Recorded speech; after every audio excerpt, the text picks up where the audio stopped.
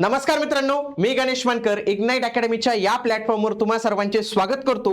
नवी मुंबई महानगरपालिकेकडून त्यांच्या तांत्रिक सेवा म्हणजे टेक्निकल सर्व्हिसेससाठी जाहिरात जी आहे तर ते आलेली, त्यासोबतच इतर पण जाहिराती आलेल्या आहेत प्रशासकीय सेवेची, आरोग्य सेवेची। त्याची डिटेल माहिती आपण आपले जे मोठं चॅनल आहे तिथं आपण मी सगळ्या पद्धतीने एक्सप्लेन केले, पण इथं मी टेक्निकलची जाहिरात पूर्णपणे तुम्हाला एक्सप्लेन करणार आहे, म्हणून तुम्ही हा व्हिडिओ शेवटपर्यंत पूर्ण बघायचा आहे। बघा इथं ग्रुप सी ची जाहिरात जी आहे तर ती आलेली, बघा ही गट क ची जाहिरात जी आहे तर ती आलेली आहे।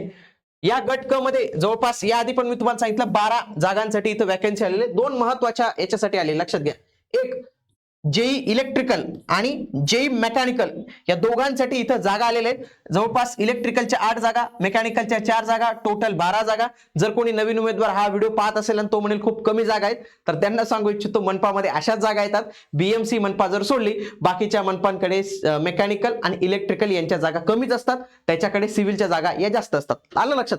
तर इथं तुम्ही अप्लाय करू शकतात। एच 14 ची वेतन श्रेणी आहे 38,600 1,22,800 आणि एच 14 38,600 1,22,800 दोघांची वेतन श्रेणी सारखी। आता 12 पदत आहेत, पण कोणत्या कॅटेगरीसाठी आहेत तर ते सगळ्या काही गोष्टी पाहणार आहोत। आणि डिप्लोमा वाले एलिजिबल आहेत का ते पण मी तुम्हाला सांगतो। तत्पूर्वी या दोन्ही पदांसाठी तयारी करून घेण्यासाठीची मेकॅनिकल मनपाची एक बॅच आणि इलेक्ट्रिकलची एक ऑल इन वन बॅच, जर तुम्ही तयारी करत असाल तर तुम्ही कुठलीही बॅच जॉईन केली तर तुमचं पूर्ण तयारी होणार आहे। त्यासोबतच ही परीक्षा टीसीएस घेणार आहे, म्हणून टीसीएस चे 4,700 प्रश्न विथ स्पष्टीकरणासहित आणि खास त्याच्यामध्ये इंजिनिअरिंगच्या प्रश्नपत्रिका ऍड केलेल्या आहेत मित्रांनो। तर तुम्ही हे बुक जे आहेत तर ते नक्की ऑर्डर करू शकतात। जे कोणी उमेदवार नाशिक इथं राहत असतील तर त्यांनी अशोक स्तंभ, वकीलवाडी, उपाध्ये क्लास इथं जर आले तर तिथून पुस्तक तसंच तुम्ही मला भेटू शकतात। बरेच उमेदवार नाशिक मनपा संदर्भातले प्रश्न विचारतात किंवा इतरही प्रश्न असतील तर तुम्ही भेट देऊ शकतात। त्याच पद्धतीने आपलं पुणे संभाजीनगर पण इथं ऑफलाईन सेंटर आहे, तिथं तुम्ही करू शकतात। आणि हे बुक इग्नाइट अकॅडमीचं ऍप्लिकेशन डाउनलोड करून तिथून पण ऑर्डर करता येतं मित्रांनो। आता फॉर्म जे आहेत तर ते 5 जानेवारी पासून सुरू होणार आहेत, 4 फेब्रुवारी पर्यंत चालणार आहे। आणि तुमची परीक्षा एक्सपेक्टेड आहे किती मार्च मध्ये होऊ शकते, मार्च मध्ये तुमची परीक्षा होऊ शकते, म्हणजे तुम्हाला अजून 2-2.5 महिने अभ्यासाला आहेत चांगले। परीक्षा शुल्क 1000 रुपये 900 रुपये असणार आहे। आता सगळ्यात आधी जे इलेक्ट्रिकलच्या जागा पाहूया। 8 जागा आहेत, म्हणजे 8 जागा कोणासाठी आहेत सगळ्यात आधी बघा। एससी अनुसूचित जाती एससी ची एक जागा आहे, एसटी ला जागा नाही, विजे ला एक जागा आहे, एनटीबी ला जागा नाही, एनटीसी ला जागा नाही, एनटीडी ला जागा नाही, एसबीसी ला जागा आहे एक, ओबीसीच्या 2 जागा आलेल्या आहेत। पण त्याच्यामध्ये लक्षात घ्या एक जनरलची जागा आहे, जनरल म्हणजे जिथं मेल फिमेल दोन्ही करू शकतात, आणि एक फिमेलची जागा आलेली आहे, महिलांची जागा आलेली आहे एक, एससीबीसी ची एक जागा, ईडब्ल्यू ची एक जागा, ओपन ची एक जागा। आता जे कोणी असतील एसटी मध्ये, जे कोणी असतील एनटी मध्ये तर त्यांनी अप्लाय करू शकतात। कुठून अप्लाय करू शकतात? ओपन मधून अप्लाय करू शकतात मित्रांनो। तुम्ही कुठून? ओपन मधून अप्लाय करू शकतात। आता पात्रता काय सांगितलेली ती समजून घेऊया।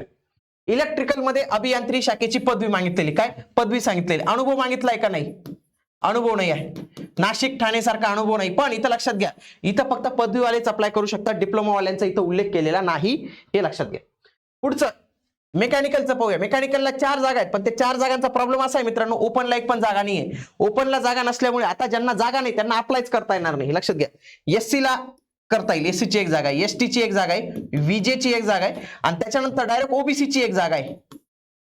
आता याच्यामध्ये बघा एनटीबी नाही, एनटीसी नाही, एनटीडी नाही, एसबीसी नाही, एससीबीसी नाही, ईडब्ल्यूएस नाही आणि ओपन नाही, यांना जागा नाही। या 4च कॅटेगरीच्या उमेदवारांना जागा आहे, म्हणून त्यांनी नक्की अवश्य अप्लाय करा, कारण की तुमच्या कॅटेगरीमध्ये फक्त तुमचंच हे असणार आहे, तुमचंच कॉम्पिटिशन जे आहे तर ते असणार आहे। मेकॅनिकलला पण सेम प्रोव्हिजन आहे मित्रांनो, काय इथं पदवी कंपल्सरी म्हटलेली आहे। आता लक्षात घ्या मित्रांनो, माझं याच्यावर एक मत आहे की शासनाने मनपाच्या संदर्भात जे काही रूल्स आहेत ना, रिक्रुटमेंट रूल, ते समान ठेवले पाहिजे। प्रॉब्लेम काय होतो, काही ठिकाणी जेईला डिप्लोमा इलिजिबल आहे, काही ठिकाणी आता एमजीपी ला काय सांगितलं, फक्त डिप्लोमा पाहिजे, डिग्री चालणार नाही म्हणे, नंतर डिग्री इलिजिबल केली। आता इथं डिग्री आहे, नाशिक मनपाला दोन्ही आहे, पण तिथं अनुभव मागितलेला आहे। म्हणजे काय, प्रत्येक ठिकाणी जर तुम्ही गेलं, वेगवेगळ्या मनपाला वेगवेगळे रूल्स आहेत, वेगवेगळ्या जेईला वेगवेगळे रूल्स आहेत, असं नसताना त्यांनी एकच सांगायला पाहिजे जेई मेकॅनिकलला डिग्री डिप्लोमा इलिजिबल आहे का, किंवा डिग्री इलिजिबल आहे किंवा डिप्लोमा इलिजिबल आहे, काय आहे तुमचं एकदा धोरण ठरवून घ्या। काय होतं, प्रत्येक जाहिरातीमध्ये विद्यार्थ्यांचा हाच प्रॉब्लेम होतो की आता इथं पदवी म्हटलेले